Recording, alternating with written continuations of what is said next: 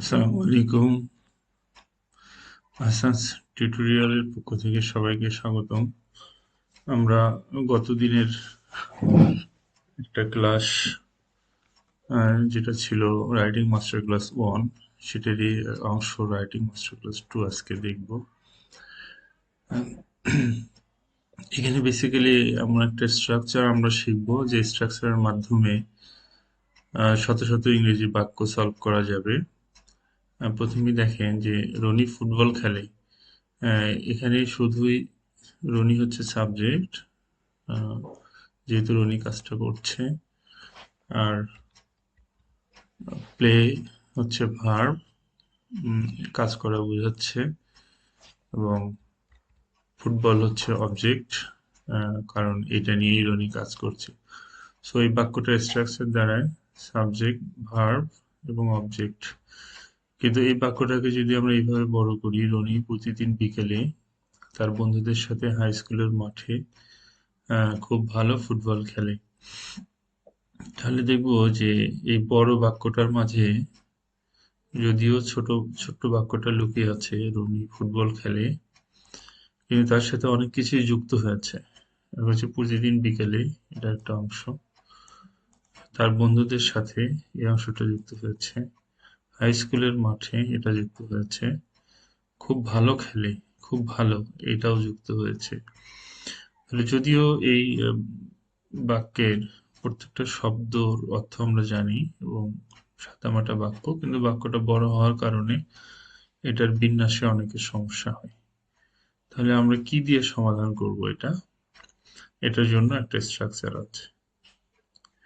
এই স্ট্রাকচারটা হচ্ছে, এটা মনে রাখার কৌশল হলো সাবুদ মামা পিটিআর, SAVOOD, সাবুদ। এম হচ্ছে মামা, আর পিটিআর, এটা এইভাবেই মনে রাখবে। চলেন দেখি এখানে কোনটা কি বোঝাচ্ছে।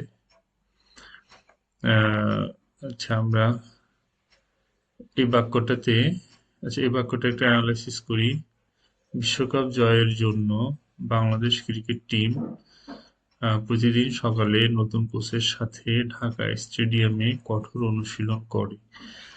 এটা একটা বড় বাক্য। এই বাক্যটাকে কিভাবে আমরা এই স্ট্রাকচারে ফেলতে পারি সেটা আমরা প্র্যাকটিস করব। তো আগে দেখে আসি এই স্ট্রাকচারে কোনটাকে আমরা কি বোঝাচ্ছি। এস হচ্ছে সাবজেক্ট, এস এ, হচ্ছে একটা অ্যাডভার্ব। আমি তো বলে রাখি যে অ্যাডভার্ব আসলে বাক্যের বড় একটা অংশ জুড়ে থাকে। তো অ্যাডভার্ব অফ ফ্রিকুয়েন্সি এগুলোকে বলবো, যে অ্যাডভার্ব গুলো দ্বারা পুনঃ পুনঃ ঘটমান সময় বোঝায়। যেমন অফেন, অফেন মানে প্রায়ই, অফটেন বলতে পারেন, অলওয়েজ সব সময়, ইউজুয়ালি সচরাচর, নেভার কখনো না, ইভার সবসময়ই, হার্ডলি কদাচিৎ, সামটাইমস মাঝে মাঝে। এই ধরনের যে সময়বাচক অ্যাডভার্ব গুলো আছে, অ্যাডভার্ব অফ ফ্রিকোয়েন্সি বলি আমরা, অর্থাৎ কিছুক্ষণ পর পর ঘটে, এই অ্যাডভার্ব গুলো এক্স্যাক্টলি সাবজেক্টের পরেই বসাতে হয়। এরপর ভি হচ্ছে ভার্ব, ও টু অবজেক্ট, ও ওয়ান হচ্ছে অবজেক্ট, ও টু হচ্ছে বস্তুবাচক অবজেক্ট, আর ও ওয়ান হচ্ছে ব্যক্তিবাচক অবজেক্ট। ও টু আগে লেখার কারণ হচ্ছে, যদি ব্যক্তিবাচক এবং বস্তুবাচক অবজেক্ট একই বাক্যে থাকে, সাধারণত বস্তুবাচক অবজেক্টটাই আগে বসে। এরপর ডিওন, ডিওন হচ্ছে ডিরেকশন, কোথা থেকে। ডি টু হচ্ছে ডিরেকশন, কোথা পর্যন্ত। বাক্যে যদি কোথা থেকে কোথায় পর্যন্ত থাকে তাহলে এটা ভার্বের পরে বসাতে হয়। এমন হচ্ছে অ্যাডভার্ব অফ ম্যানার, কিভাবে এই কাজটা হলো। যেমন ওই বাক্যে সে খুব ভালো খেলে, ভেরি ওয়েল, ওইটা কিন্তু আমাদের M1। M2 হচ্ছে অ্যাডভার্ব অফ ম্যানার, কার সাথে সে কাজটা করলো। দ্যাট ইজ, আমরা দেখতে পাচ্ছি কোনো বাক্যে ভার্ব কিভাবে সম্পন্ন হয় সেটা কিন্তু আগে বসে, এবং ভার্ব কার সাথে সম্পন্ন হয় সেটা পরে বসে। এরপরে হচ্ছে adverb of place, adverb of time, adverb of reason. অর্থাৎ বাক্যে অনেক সময় ক্রিয়া সংগঠনের স্থান দেওয়া বলছিলাম যে বাক্যে অ্যাডভার্ব অফ প্লেস অর্থাৎ ক্রিয়া সংগঠনের স্থান, সময় এবং কি কারণে কাজটা করা হলো, রিজন, এগুলো থাকতে পারে। সেক্ষেত্রে আপনার এই সিরিয়ালে প্রথমে অ্যাডভার্ব প্লেস দিলেন, তারপর অ্যাডভার্ব টাইম দেবেন এবং কারণটা দেবেন। তবে একটু বলে রাখি, এই অ্যাডভার্ব অফ প্লেস, টাইম এবং রিজন এগুলোকে কিন্তু বিভিন্নভাবে বিভিন্ন স্থানে রিপ্লেস করা যায়। আপনি চাইলে প্লেসটাকে শুরুতে দিতে পারেন, চাইলে টাইমটাকে শুরুতে দিতে পারেন বা রিজনটাকেও শুরুতে দিতে পারেন। যেমন ধরেন যে পরীক্ষায় ভালো রেজাল্ট করার জন্য সে কঠোর পরিশ্রম করছে, তাহলে ভালো রেজাল্ট করার জন্য এটাতে আমরা শুরুতেই বসাতে পারি, কোনো সমস্যা নেই। তবে এটা একটা জেনারেল বিন্যাস যেটা দিয়ে আপনারা কাজ করতে পারেন। আচ্ছা, তাহলে এখন আমরা ওই আগের বাক্যটাতে যাই। আহ, আগের বাক্যটা হচ্ছে এই যে এটা, বিশ্বকাপ জয়ের জন্য বাংলাদেশ ক্রিকেট টিম প্রতিদিন সকালে নতুন কোচের সাথে ঢাকা স্টেডিয়ামে কঠোর অনুশীলন করে। তাহলে এটা ইংরেজিটা কি হবে? তাহলে আমরা এস এস হচ্ছে এখানে বাংলাদেশ ক্রিকেট টিম,